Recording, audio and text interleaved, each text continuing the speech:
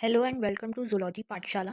आज की इस वीडियो में हम बात करेंगे क्लास 12 के चैप्टर 2 ह्यूमन रिप्रोडक्शन में फीमेल रिप्रोडक्टिव ऑर्गन्स और oogenesis के बारे में। तो आइए स्टार्ट करते हैं।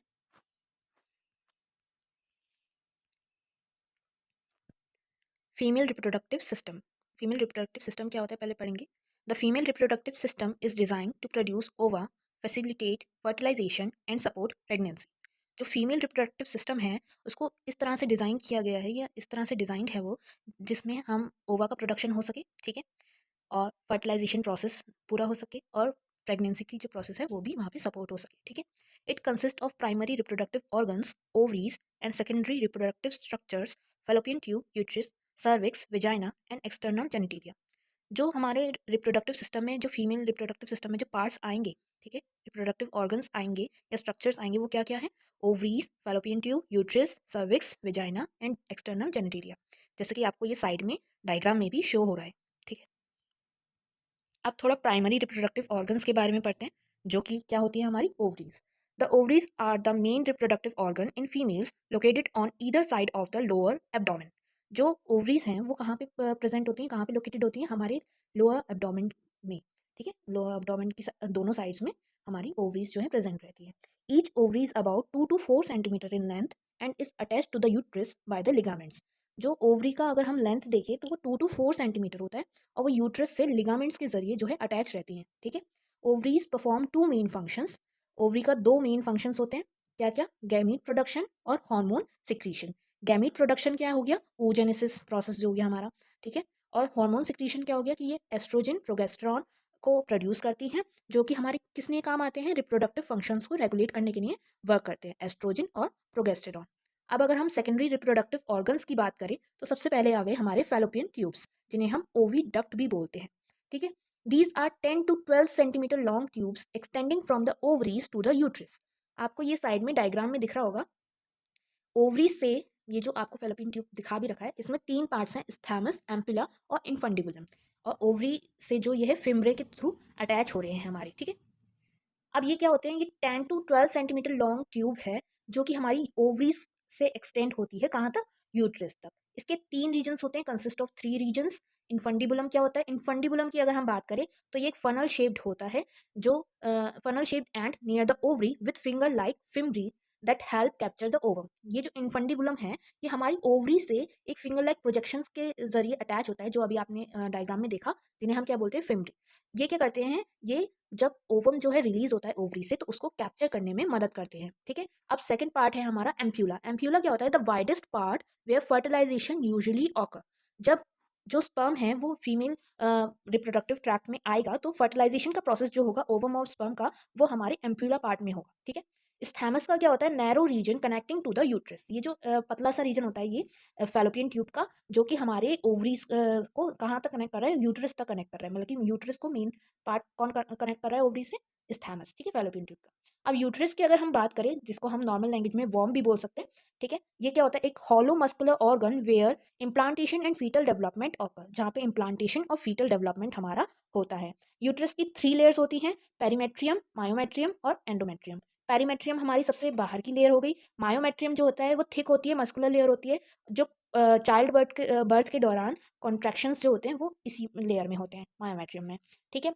एंडोमेट्रियम क्या होती है? सबसे इनर लेयर जो हो गई हमारी, ठीक है, glandular layer that thickens during the menstrual cycle and sheds if fertilization doesn't occur. जो एंडोमेट्रियम लेयर होती है, यहीं पे हमारा जो ब्लड का कलेक्शन होता है वो होता है, और ये थिक होती जाती है। अगर फर्टिलाइजेशन ऑकर हुआ तो यहाँ पे इम्प्लांटेशन का प्रोसेस हो जाएगा, फीटस डेवलपमेंट का प्रोसेस होगा यहाँ पे। और अगर फर्टिलाइजेशन नहीं होता है तो ये जो है मतलब शेड हो जाती है और मेंस्ट्रुअल साइकिल का प्रोसेस हमारा स्टार्ट होता है, ठीक है। अब अगर हम सर्विक्स की बात करें, the narrow lower part of the uterus that opens into the vagina. Vagina में ओपन होने वाला पार्ट, जो यूट्रस का सबसे नीचे का जो पार्ट है, वो सर्विक्स कहलाता है।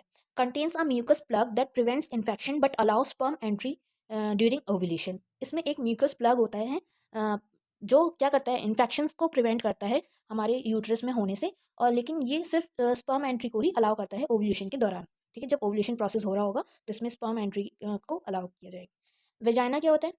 अ मस्कुलर इलास्टिक कैनल, जो यूजुअली 8 to 10 सेंटीमीटर लॉन्ग होता है, that acts as the passage for sperm, menstrual flow and childbirth. इसका वेजाइना का क्या काम है, या तो ये एक मेंस्ट्रुअल फ्लो के लिए पैसेज की तरह वर्क करेगा, चाइल्ड बर्थ के लिए करेगा, या फिर स्पर्म की एंट्री के लिए वर्क करेगा। ठीक है, मस्कुलर इलास्टिक कैनल होती है जो कि 8 to 10 सेंटीमीटर लॉन्ग होती है।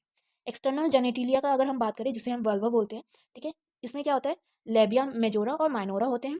ये क्या होते हैं, fold of skin protecting the vaginal and urethral opening. ये जो वेजाइना के ऊपर स्किन की फोल्डिंग होती है, इन्हें हम लेबिया मेजोरा और माइनोरा बोलते हैं। ये हमारे वेजाइना को और यूरेथ्रल ओपनिंग को किसी भी इन्फेक्शन से या किसी भी आउटसाइड स्टिमुलस से प्रोटेक्ट करती है। ठीक है, क्लिटरस क्या होता है, small erectile tissue with sensory receptor. Clitoris जो होता है वो हमारा इरेक्टाइल टिश्यू होता है जिसमें हमारे सेंसरी रिसेप्टर्स प्रेजेंट होते हैं। वेस्टिबुलर ग्लैंड्स क्या होती हैं, ये म्यूकस सिक्रीट करती हैं लिब्रिकेशन के लिए। ठीक है, अब अगर हम oogenesis की बात करें तो oogenesis क्या है, फॉर्मेशन ऑफ ओवम। ठीक है, oogenesis is the process by which female gamete ova are formed in the ovaries. It begins before birth, continues during puberty and stops at menopause. oogenesis वो process है जिसमें हमारे female gamete का production होता है, किसमें, ओवरीज में, और ये बर्थ के टाइम पे ही शुरू हो जाता है, प्यूबर्टी तक कैरी आउट होता है, फिर स्टॉप कब होगा, मेनोपॉज में। ठीक है, फेजेस ऑफ oogenesis की अगर हम बात करें तो 3 मेजर फेजेस होते हैं oogenesis में। oogenesis में फर्स्ट हो गया हमारा मल्टीप्लिकेशन फेज, जिसे हम बिफोर बर्थ भी बोल सकते हैं, जो फीटल होता है हमारा, गर्ल चाइल्ड जो होगी फीटल स्टेज में, तो उसमें होगा ये। ठीक है, in the foetal stage the primordial germ cells PGCs in the ovaries divide by mitosis to form oogonia two and diploid. तो फीटल स्टेज में जो प्रीमोर्डियल जर्म सेल्स होते हैं ओवरीज में, वो क्या करते हैं, माइटोसिस डिवीजन करते हैं और oogonia फॉर्म करते हैं, जो कि हमारा एक डिप्लॉइड सेल होता है, 2n होता है। ठीक है, अब oogonia proliferate but many degenerate. कुछ oogonia जो होंगे वो तो ग्रोथ होंगे, लेकिन कुछ जो होंगे वो डीजनरेट हो जाते हैं। Some oogonia develop into primary oocyte two n by accumulating nutrients. जो oogonia हमारे ग्रो हो रहे हैं वो क्या करेंगे, प्राइमरी oocyte बनाएंगे, 2n, और न्यूट्रिएंट्स को एब्जॉर्ब करेंगे। ठीक है, न्यूट्रिएंट्स लेकर के। अब growth phase I before birth to puberty. ठीक है, the primary oocyte begin meiosis first but are arrested in the diplotene stage of prophase first. जो प्राइमरी oocyte हैं वो हमारे मियोसिस फर्स्ट का मतलब प्रोसेस कैरी आउट करेंगे, लेकिन क्या होता है कि वो डिप्लोटीन स्टेज जब आती है प्रोफेज फर्स्ट की, वहीं पे रुक जाते हैं। Each primary oocyte is surrounded by follicle cell forming a primary follicle. अब ये जो प्राइमरी oocyte है ये फॉलिकल सेल से सराउंड हो जाएंगे और ये प्राइमरी फॉलिकल बनाएंगे। अब प्यूबर्टी के समय में क्या होगा, at puberty some follicle mature each cycle but only one is usually ovulated. अब ये जो प्रोफेज फर्स्ट में, डिप्लोटीन स्टेज के प्रोफेज फर्स्ट में रुक गए थे और फिर फॉलिकल सेल्स की सराउंडिंग हुई और प्राइमरी फॉलिकल बन गए, ये क्या होंगे, फीटल स्टेज में ही रुक गए इस स्टेज में। और जब प्यूबर्टी का स्टेज आएगी तो ये फॉलिकल्स जो हैं हर साइकिल के दौरान एक एक फॉलिकल जो है मैच्योर होता जाएगा और वो ओव्यूलेट होता जाएगा। ठीक है, अब मैच्योरेशन फेज क्या आ गई, after puberty each menstrual cycle one primary oocyte resumes meiosis first forming secondary oocyte। जब मेंस्ट्रुअल साइकिल होती है तो ये जो प्राइमरी oocyte था ये हमारे जो बाकी की स्टेजेस रह गई मियोसिस फर्स्ट की, उनको कैरी आउट करते हैं और सेकेंडरी oocyte बनाते हैं। ठीक है, अब फर्स्ट पोलर बॉडी एन, जिसमें होंगे number of chromosomes, a small cell that generates, मतलब कि अब मियोसिस फर्स्ट कैरी आउट हुआ तो 2n से ये एन में डिवाइड हुए, तो उसमें से एक n जो होगा वो तो हमारा सेकेंडरी oocyte कहलाएगा, और जो दूसरा सेल बना होगा उसे हम फर्स्ट पोलर बॉडी बोलते हैं, जो कि डीजनरेट हो जाता है। ठीक है, अब ये जो सेकेंडरी oocyte है ये क्या करेगा, the secondary oocyte begin meiosis second but halts at metaphase second. अब ये सेकेंडरी oocyte में भी हमारा मियोसिस सेकेंड स्टेज आएगा। ठीक है, लेकिन वो मेटाफेज सेकेंड जो होता है वहाँ पे रुक जाएगा। अब ऐसा क्या हुआ, if fertilization occur meiosis second completes forming mature ovum और सेकेंड पोलर बॉडी। अगर फर्टिलाइजेशन होता है तो ये मियोसिस सेकेंड का जो पूरा प्रोसेस है वो सेकेंडरी oocyte जो है वो कैरी आउट करेगा और मैच्योर ओवम बनाएगा। अगर नहीं होता है तो क्या होगा, द सेकेंडरी oocyte डीजनरेट। तो जो सेकेंडरी oocyte है वो डीजनरेट हो जाएगा। ठीक, अब हार्मोनल रेगुलेशन ऑफ oogenesis कैसे होगा, oogenesis is controlled by the hypothalamus pituitary ovarian axis. ठीक है, हार्मोन्स कौन कौन से इन्वॉल्व होंगे, गोनाडोट्रोपिन रिलीजिंग हार्मोन, ये कहाँ से सिक्रीट होगा, सिक्रीट होगा हाइपोथैलेमस से, और ये स्टिमुलेट करेगा हमारी पिट्यूटरी ग्लैंड को, जिससे वो एफएसएच और एलएच को सिक्रीट करे। अब एफएसएच क्या होता है, फॉलिकल स्टिमुलेटिंग हार्मोन होता है, ये क्या करेगा, फॉलिकल जो बन रहा था हमारा उसकी ग्रोथ को प्रमोट करेगा और एस्ट्रोजन प्रोडक्शन को स्टिमुलेट करेगा। और एलएच जो है ल्यूटिनाइजिंग हार्मोन जो है ये हमारे ओवुलेशन प्रोसेस को ट्रिगर करेगा और कॉर्पस ल्यूटियम के लेयर को फॉर्मेशन का प्रोसेस को स्टार्ट करेगा। ठीक है, एस्ट्रोजन क्या काम करेगा, help helps in the growth of ovarian follicles and thickening of the uterine lining. ये जो ओवेरियन फॉलिक्यूल है इनकी ग्रोथ में मदद करेगा एस्ट्रोजन, और जो यूट्राइन लाइनिंग थी हमारी एंडोमेट्रियम थी उसकी थिकनिंग में भी ये मदद करेगा। प्रोगेस्टेरॉन क्या करेगा, maintains the uterine lining for potential pregnancy. अब ये प्रोगेस्टेरॉन का फंक्शन ये है कि यूट्राइन लाइनिंग को मेंटेन करके रखे, जिससे कि अगर प्रेगनेंसी ऑकर हो तो ये वहाँ पे जो है इम्प्लांटेशन का प्रोसेस हो पाए। अब अगर हम कंपेयर करें स्पर्मेटोजेनेसिस को और oogenesis को तो देखते हैं कैसे है। लोकेशन अगर हम देखें तो स्पर्मेटोजेनेसिस टेस्टिस में होती है और oogenesis ओवरीज में होती है।